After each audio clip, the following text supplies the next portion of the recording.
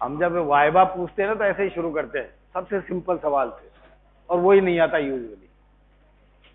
मुश्किल सवाल कॉम्प्लिकेटेड के जवाब मिल जाएंगे, मगर बेसिक सवाल का जवाब ज्यादातर नहीं मिलता, वही समस्या खड़ी हो जाती है।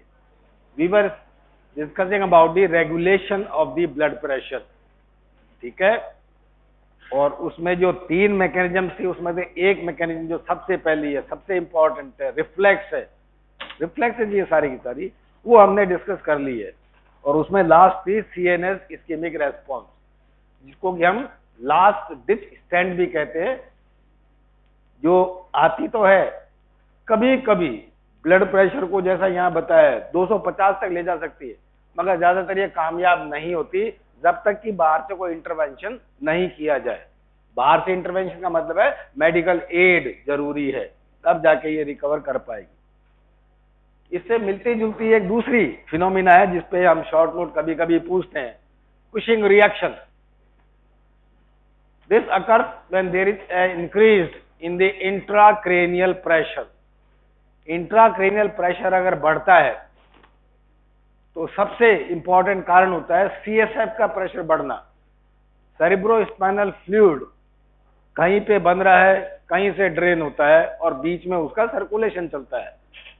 तो अगर कहीं पे एग्जिट पोर्शन में ब्लॉक हो तो ये जो सीएसएफ है वो इकट्ठा होना शुरू हो जाता है, और क्योंकि क्रेनियल कैविटी फिक्स है, उसका वॉल्यूम नहीं बढ़ाया जा सकता, तो प्रेशर बढ़ेगा। So there is a rise in the intracranial pressure. Of course, there may be other causes of rise in the intracranial pressure, but they are usually very gradual. तो उसमें हो सकता है कुशिंग रिएक्शन नहीं आए, मगर ultimately main ये है कि अगर क्रेनियल कैविटी में वॉल्यूम बढ़ता है किसी भी वजह से, तो आपके जो आर्टीरियल सिस्टम है और विनस सिस्टम है उनको ब्लॉक करता है, उनको दबाता है। The vessels are compressed. Cerebral vessels are compressed because of rise in the intracranial pressure. So there is a phenomena of cerebral ischemia. Brain में ब्लड फ्लो कम होता है, उसकी वजह से वाज़ोमोटर सेंटर जो है स्ट्रांगली स्टिमुलेट होता है और पूरे बॉडी के ब्लड प्रेशर को बढ़ा देता है। उस बढ़ाने से क्या होगा कि ब्रेन में भी जो कंप्रेस्ड वेसल्स है उसके बावजूद भी ब्लड फ्लो बढ़ जाएगा और ब्रेन अपने आप को न्यूट्रिशनली ट्रीट कर पाएगा। That is the Cushing reaction. So main feature of this is rise in the intracranial pressure. Then come the intermediate regulatory mechanisms which are neurohumoral mechanisms. Basically ये reflexes नहीं है, ये chemical mechanisms है, humoral mechanisms है। एक साथ start होती हैं, लंबे समय तक चलती हैं थोड़ी, ये इतना जल्दी एग्जॉस्ट नहीं होती जितना रिफ्लेक्स रेगुलेशन रेगुलेट हो जाता है। तो most important of these various chemical mechanisms is the renin angiotensin system. Kidney में काफी कुछ इसके बारे में बता दिया गया होगा मेरे ख्याल से, ठीक है ना। हम वापस थोड़ा रिवाइज करेंगे इसको। So renin angiotensin system, the renin is secreted from the JG cells. Juxtaglomerular cells are there. कहाँ होते हैं ये? कहाँ होते हैं? JG apparatus में होते हैं ये। JG apparatus किसका पार्ट है ये? JG cells are part of the tunica media of the afferent arteriole in the kidney. Glomerulus के पास में afferent arteriole आता है, glomerulus capillary tuft बनता है और efferent arteriole निकलता है। ये जो एफरेंट आर्टीरियल होता है वो इसी ट्यूब्यूल का, इसी नेफ्रॉन का जो डिस्टल ट्यूब्यूल जाता है, वो दोनों कम्युनिकेट करते हैं और वहां पे जो स्ट्रक्चर बनता है हम उसको जेजी एपरेटस कहते हैं। तो JG cells, juxtaglomerular cells are cells of the tunica media, smooth muscle cells of the afferent arteriole. These cells are granulated cells and they are capable of secreting renin, which is an enzyme. Mind it, the main stimulus at the cellular level for the secretion of renin is the concentration or amount of the sodium passing through the distal tubule. Distal tubule के उस segment से कितना sodium पास हो रहा है वो ultimate determinant है। And surprisingly, if the less amount of the sodium per unit time is passing, again the renin will be stimulated. If the more sodium is passing, again the renin will be stimulated. But the amount of renin secreted will differ, and the difference will be in the extrarenal effect and the intrarenal effect of the renin. उसका फर्क पड़ेगा basically. So main stimulus, we can say the fall in the blood pressure causes release of the prorenin, जो कि बड़ा molecule होता है, उसे cleave करके हम रेनिन बनाते हैं, which gets converted into, which acts upon, इसका डिटेल आ रहा है अभी, acts upon angiotensinogen is a plasma protein. 12 amino acids are there, acted upon by the enzyme renin and is converted into angiotensin 1. Okay, this is the decapeptide, मतलब 10 amino acid होते हैं इसके अंदर. Then this decapeptide, which has got the renin, of course, has got a half-life of 30 to 60 minutes, sorry. ये आपका structure था, ये देख लिया होगा, ऑलरेडी देखा हुआ है सारा तुम्हारा. जेजी एपरेटस का स्ट्रक्चर है ये. क्या क्या होता है इसमें? 3 components are main. What are the 3 major components of the JG apparatus? नहीं, एफरेंट आर्टियोल तो है ही. JG cells of the afferent arteriole, macula densa cells of the distal tubule, and तीसरा क्या है इसमें? What is the third component? That's very important for the local regulation of the glomerular filtration rate.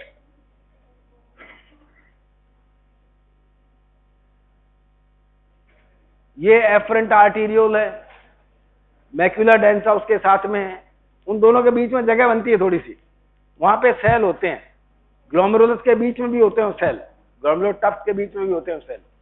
2 तरह के cell हैं. One are known as Polkissen cells, नाम सुना होगा, पॉलकिसन, POLKISAN या KISSAN, Polkissen cells are there. Polkissen मतलब pole के ऊपर जो मौजूद है सेल, उनको हम पॉलकिसन सेल्स कहते हैं.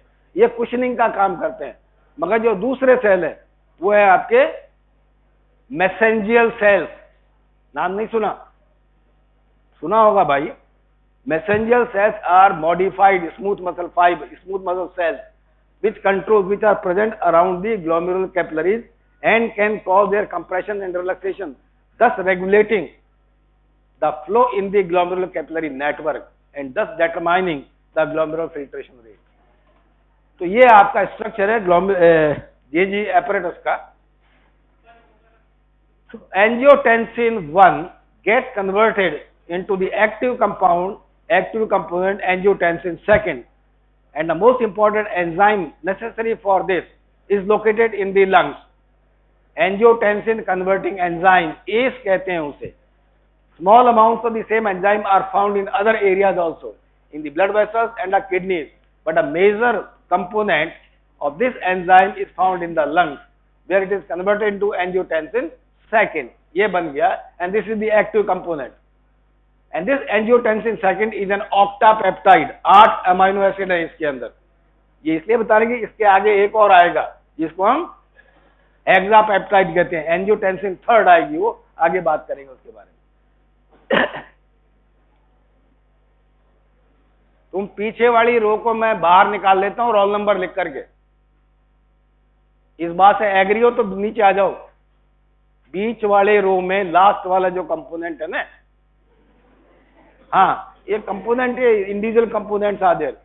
इंडिविजुअल्स हैं, फिर एक छोटा ग्रुप बनता है जैसे टीचिंग के लिए बनाते हैं ना, है ना. ये कंपोनेंट्स हैं. लीवर में देखा होगा स्ट्रक्चर में किस तरह से स्ट्रक्चर बनता है, लोब्यूल होता है ना.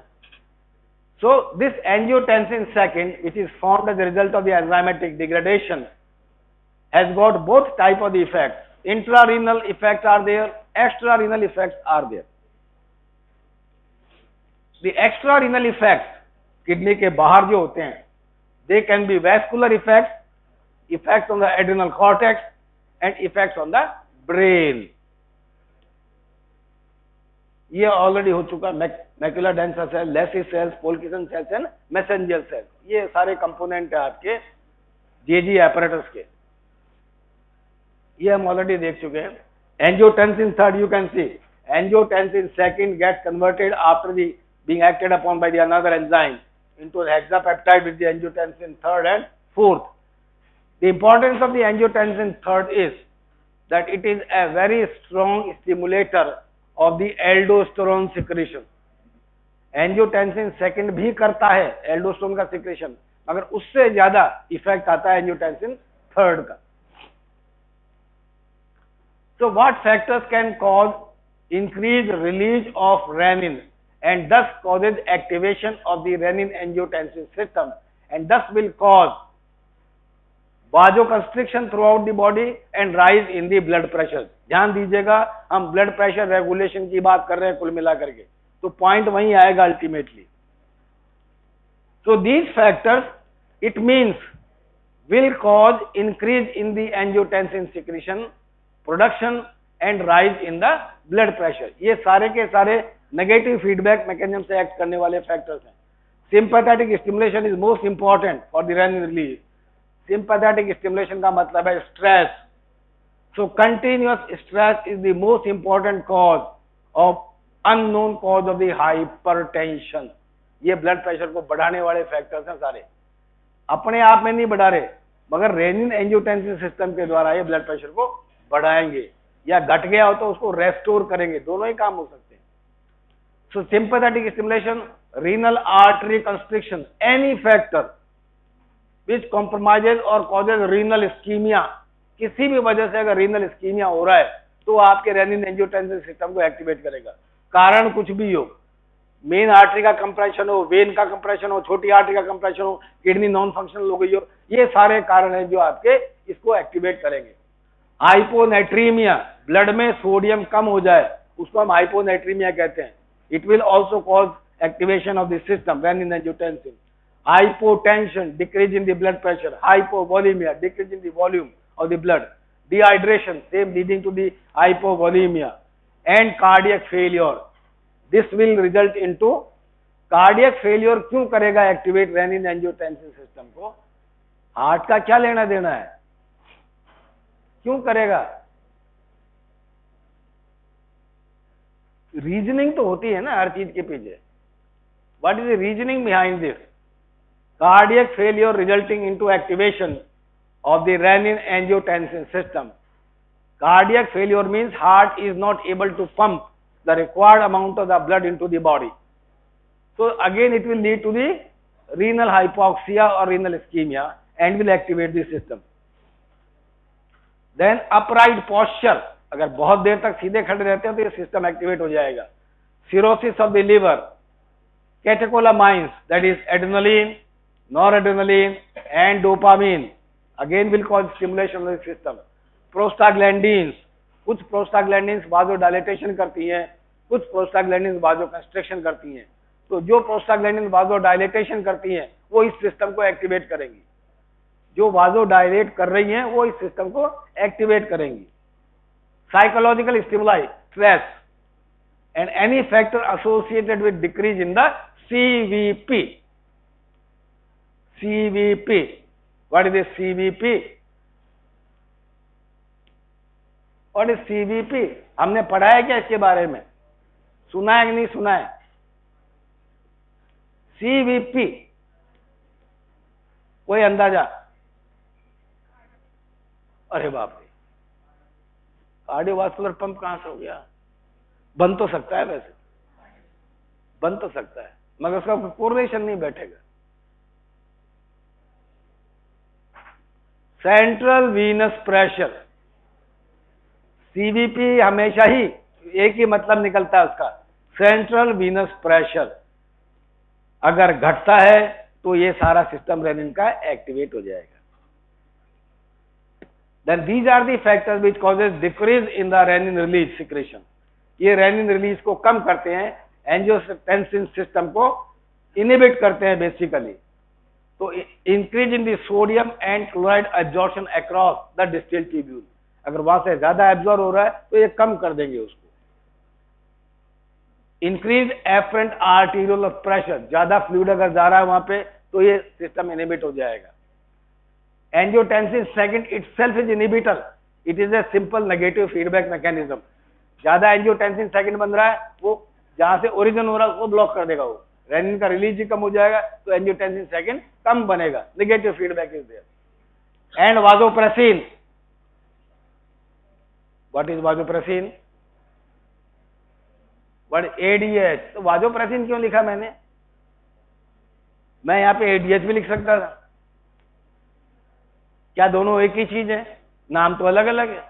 एंटी डायूरेटिक हार्मोन है एक, दूसरा है वाजोप्रेसिन। क्या मतलब निकला इसका?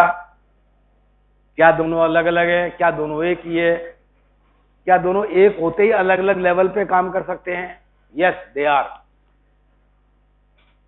मॉलिक्यूल इज सेम, नोनापेप्टाइड है ये, anti diuretic hormone secreted from the और released from the posterior pituitary, secreted from the hypothalamus.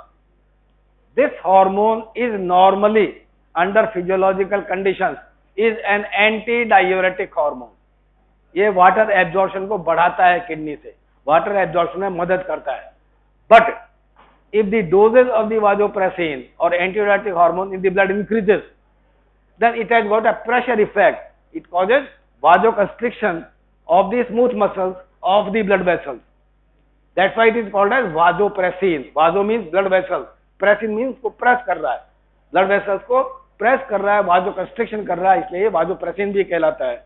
और यहाँ हमने वाजोप्रेसिन लिखा इसलिए कि हमें ब्लड प्रेशर से रेगुलेशन काम करना है, हम प्रेशर इफेक्ट बनाना चाहते हैं। तो ये सारे फैक्टर जो है रेनिन रिलीज को कम करते हैं। The actions of the angiotensin second, they are brought about through the two type of the receptors, AT1 receptors and AT2 receptors, दो तरह के रिसेप्टर्स हैं। The main actions are strong vasoconstriction। बच्चे ये बोतल में रख देते हैं। किसने दी ये बोतल? ये इसने पकड़ाई है। खड़ा हो जा, चलो वहां पे लाओ। This is a very abnormal behavior।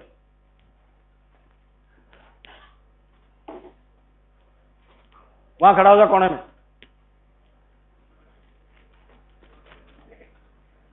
नहीं, मुंह उधर कर, मुंह उधर। So the basic effect of basic effect of angiotensin second is strong vasoconstriction, but the effect is less potent in sodium depleted state, receptor down। इसका मतलब ये है कि ब्लड में या सेल के अंदर, स्मूथ मसल फाइबर्स के अंदर सोडियम का लेवल कम है, तो ध्यान दीजिएगा कैल्शियम लेवल कम हो जाएगा ऑटोमेटिकली, और कैल्शियम लेवल कम होगा तो वाजोकंस्ट्रिक्शन इफेक्टिवली नहीं हो पाएगा। So it is less effective in the sodium depleted state. Then secondly, this angiotensin second causes release of the aldosterone. Aldosterone is a mineralocorticoid hormone secreted from the adrenal gland. Adrenal gland में adrenal cortex होता है, adrenal medulla होती है। Adrenal cortex से secrete होते हैं, they are steroid hormones.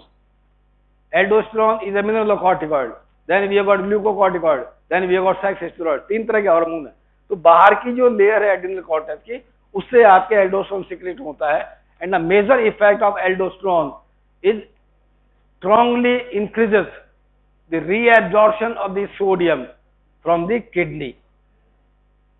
Okay, kidney में कहां एक्ट करता है aldosterone? Any idea? Any idea? पढ़ा दिए किडनी आपको? एक्सक्रीशन नहीं पढ़ाया गया अभी पूरा? चलिए कोई बात नहीं। It acts upon the distal end collecting tubules of the nephron. वहां प्रॉक्सिमल ट्यूब्यूल पे इसका एक्शन नहीं है। सोडियम रीएब्जॉर्प्शन इसका इफेक्ट है and mainly acts upon the distal and collecting tubules, that is known as the facultative reabsorption of the substances। ये पढ़ा दिया होगा। obligatory reabsorption होता है, facultative reabsorption होता है। aldosterone affects the facultative reabsorption from the distal and the collecting tubules, so that is the aldosterone effect is there, and by causing that absorption or secretion of the aldosterone, more sodium is getting absorbed, more water is getting absorbed osmotically, and they both tend to increase the blood volume and try to restore the blood pressure। ध्यान दीजिएगा, हम blood pressure regulation की ही बात कर रहे हैं। Okay, the third is release of norepinephrine from the sympathetic nerve ending. तो sympathetic, क्योंकि ब्लड प्रेशर अगर गिरता है तो सिंपैथेटिक स्टिमुलेट होंगे, नॉरएड्रेनालिन रिलीज होगी, ये एंजियोटेंसिन सेकंड उस रिलीज को बढ़ाता है। So it has got a permissive effect upon the sympathetic post ganglion nerve ending and causes more vasoconstriction than it can occur otherwise. Then fourth one, intrarenal effect, contraction of the mesangial cells. These are the cells we have seen, modified smooth muscle cells are there present in between the capillary network of the glomerulus, and when they contract they causes blockage or stoppage of the flow in the glomerular capillaries. So mesangial cells then can control the glomerular filtration rate and thus will tend to conserve water into the body. तो water conservation होगा तो volume बढ़ेगा और blood pressure ज्यादा better regulate हो पाएगा। Then increase the tubular sodium absorption. This is a direct effect also. So angiotensin second not only increases sodium absorption via aldosterone mechanism, but it itself causes absorption of the sodium from the distal tubules. Then it causes decreased sensitivity of the baroreceptor reflexes. जब blood pressure बढ़ता है तो बेरोरिसेप्टर activate होते हैं, जब घटता है तो उनकी सेंसिटिविटी घट जानी चाहिए, उनका इफेक्ट उतना नहीं आना चाहिए। So angiotensin causes decrease in the receptivity of the reflex so that it can allow increase in the blood pressure rather than decrease it. Then it potentiates pressure effects of the angiotensin second, अपने आप के effect को करता है ये। And lastly, most important, it stimulates the thirst center into the brain. Hypothalamus में होते हैं थर्स्ट सेंटर, उनको स्टिमुलेट करता है, और उसको स्टिमुलेट करने से क्या होगा, there is an increase in the or increased tendency of water intake. So more water intake is there, more blood volume will be restored and blood pressure will be brought back to the normal. Then another action, secretion of the vasopressin, as we have seen, उसको बढ़ाता है ये वाजोप्रेसिन, hypothalamus से आ रही है, posterior pituitary से release हो रही है ये। This does not cross. Now angiotensin second के हमने दो एक्शन बताए, थर्ड सेंटर को एक्टिवेट करता है, वहां पे रिसेप्टर को एक्टिवेट करता है, मगर ये मॉलिक्यूल ब्लड ब्रेन बैरियर को क्रॉस नहीं करता। इसका मतलब ब्लड में अगर एंजियोटेंसिन सेकंड बढ़ रही है तो ये ब्रेन के टिश्यूज तक नहीं पहुंच सकता, वहां तक नहीं जाएगा। But there are certain areas in the brain which are known as circumventricular organs. These areas, 5 nuclei हैं अलग अलग तरह के, they are outside the blood brain barrier. यहाँ पे बैरियर नहीं होता, and all these 5 are those areas which are vital for the regulation of the electrolyte and fluid balance of the body.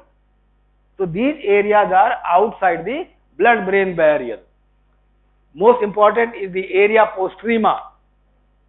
और उसके अलावा हम सीएनएस में बात करेंगे, मैं ही पढ़ाने वाला हूं। OVLT and SFO. OVLT means organum vasculosum of lamina terminalis, ये न्यूक्लियस ग्रुप का नाम दिया हुआ है, and SFO is the sub फॉर्निकल organ. Subfornical organum vasculosum of lamina terminalis are the 2 nuclei which are regulating the fluid and electrolyte balance, water intake जो है आपका osmotic regulation है बॉडी का, वो सारा यहीं से हो रहा है। ये सब हो गया। तो ये पहला मैकेनिज्म था इंटरमीडिएट लेवल का, जिसको हम कहते हैं रेनिन एंजियोटेंसिन सिस्टम। दूसरा मैकेनिज्म है एल्डोस्टेरोन मैकेनिज्म, जो हम ऑलरेडी देख चुके हैं।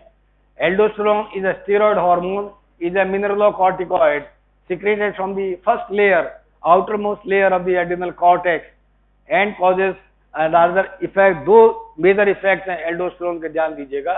पहला इफेक्ट है distal and collecting tubules of the kidney, where it promotes the active reabsorption of the sodium and chloride. Sodium primary है, क्लोराइड सेकेंडरी है।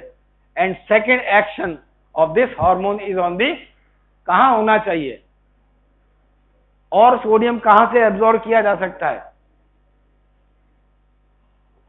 एक तो गट है, इंटेस्टाइन, उसके लिए एल्डोस्टेरोन की जरूरत नहीं पड़ती आपको। फिर कहां जरूरत पड़ेगी। मैं राजस्थान का रहने वाला हूं, सबसे ज्यादा जरूरत यही पड़ती है उसकी। इसकी सबसे ज्यादा जरूरत वहीं पड़ेगी। अगर मैं जैसलमेर बाड़मेर में रह रहा होता, वहां एनवायरमेंटल टेम्परेचर गर्मी में 40, 45, 50 डिग्री तक पहुंच जाता है। This lot of sweating is there, अगर मैं लगातार ही स्वेटिंग करता रहूंगा तो मेरा बॉडी का सोडियम लॉस हो जाएगा बहुत ज्यादा, हाइपोनेट्रीमिया हो जाएगा, पर्सन में going to the shock also. So to prevent the loss of sodium, only water is being created as sweat. Sweat में सोडियम की कंसंट्रेशन को कम से कम रखने के लिए, साल्ट लॉस प्रिवेंट करने के लिए एल्डोस्टेरोन स्वेट ग्लैंड्स की डक्ट पे एक्ट करता है. Ducts of the sweat glands are acted upon by the aldosterone. They causes more reabsorption of the sodium from the duct and thus prevent the loss of the sodium from the body and prevent the hyponatremia which occur and which is very common otherwise. Then another chemical, ये ADH aldosterone हो गया. Third one is the antidiuretic hormone. As you can see, this is released from the posterior pituitary, secreted from the hypothalamus, supraoptic and paraventricular nuclei, stored in the posterior pituitary, and on demand is released. And as the name suggests, it is antidiuretic. It means it prevents the loss of water. So this ADH also acts upon the distal and collecting tubule. It causes, enhances facultative reabsorption of the water. Water reabsorption करता है, fluid volume maintain करने की कोशिश करता है, blood pressure regulate करने की कोशिश करता है. यही हार्मोन अगर थेरेपेटिकली भी दिया जाएगा बाहर से तो वाजो कंस्ट्रक्शन भी करेगा, वो वाजो प्रेसिंग करेक्ट करेगा, पेरिफेरल रेजिस्टेंस घटाएगा, डायस्टोलिक प्रेशर बढ़ाएगा और ब्लड प्रेशर को रेगुलेट करने की कोशिश करेगा. And then we have got anti atrial natriuretic hormone है. ये क्या करेगा ब्लड प्रेशर का? ये घटाएगा कि बढ़ाएगा? Name is atrial natriuretic hormone. तीनों चीजें हैं, एट्रिया से रिलीज होता है, नाइट्रियूरेसिस करता है और ये हार्मोन है. ये सिक्रेशन नहीं है, ये हार्मोन है, डायरेक्टली ब्लड के अंदर जाता है. तो अगर ये नाइट्रियूरेसिस प्रिवेंट कर रहा है या कर रहा है, ये it is causing natriuresis and diuresis. So this hormone is causing loss of salt and water from the kidney. So it will tend to decrease the blood pressure. Atrial natriuretic hormone ANH या ANF causes decrease in the blood pressure. The third and the last mechanism of blood pressure regulation is the long-term regulation of blood pressure. This is being exercised by the kidney and it is known as renal body fluid system for long-term regulation of the arterial pressure.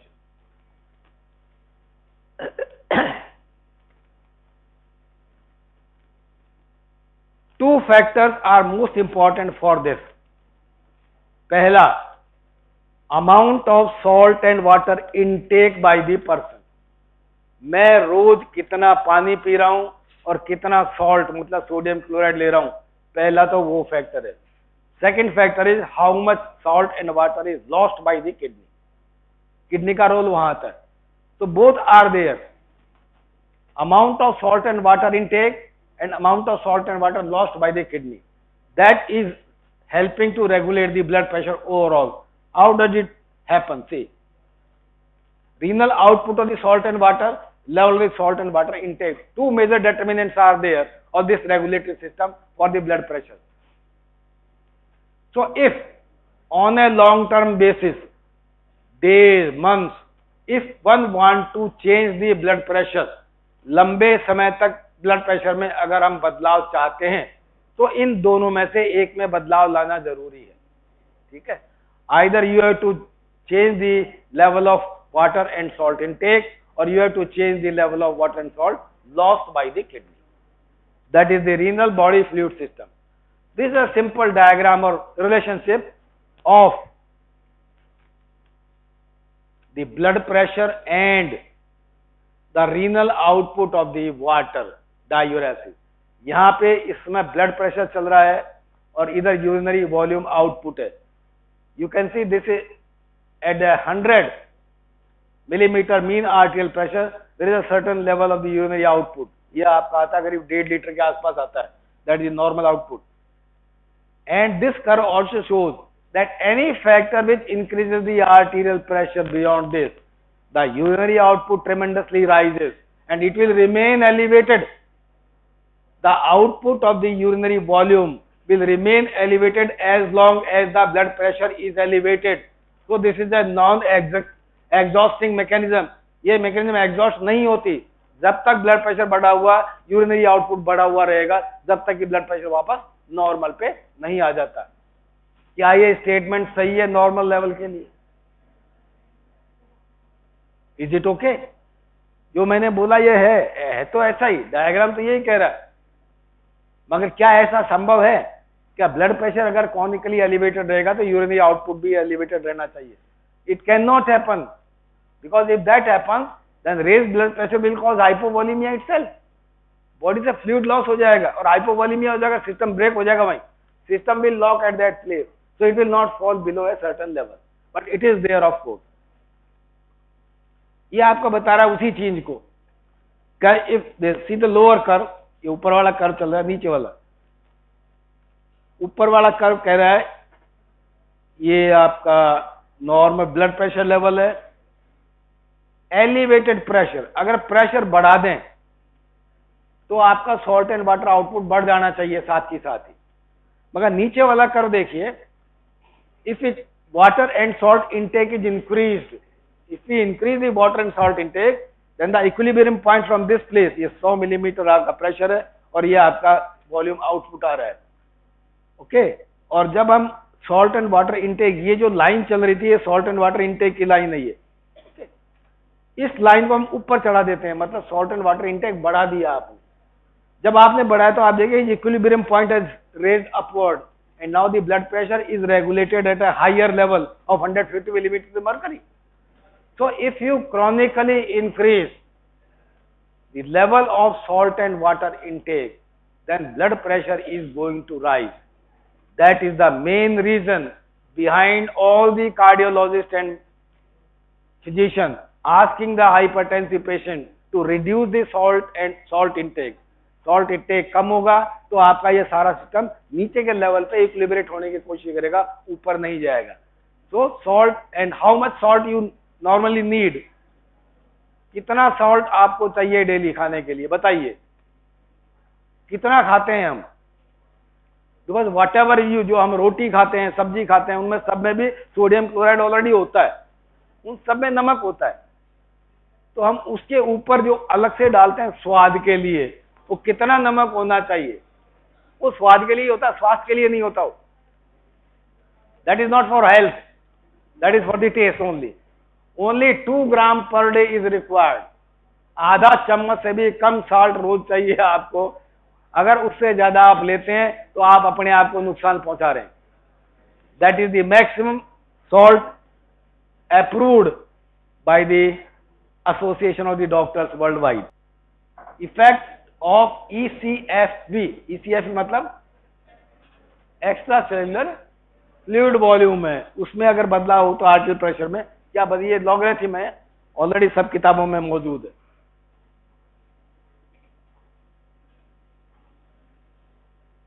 Factors which decreases renal excretory function. अगर renal excretory function decrease हो रहा है तो salt ज्यादा जाएगा या कम जाएगा urine के अंदर? सॉल्ट कम जाएगा, सॉल्ट रिटेंशन होगा, और सॉल्ट रिटेंशन होगा तो ब्लड प्रेशर को बढ़ाएगा.